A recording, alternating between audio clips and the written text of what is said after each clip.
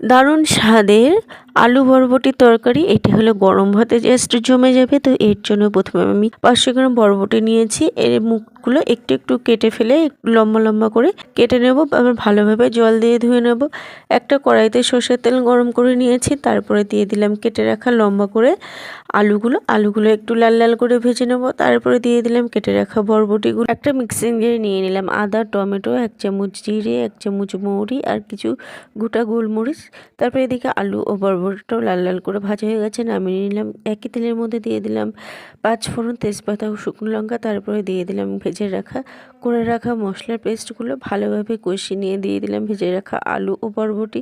এর সাথে মশলাটা একটু ভালোভাবে কষিয়ে নিয়েছি। তারপরে দিয়ে দিলাম পরিমাণ মতো জল, স্বাদ অনুযায়ী লবণ, হলুদ আর দিয়ে দিলাম অল্প একটু চিনি স্বাদের ব্যালেন্সের জন্য।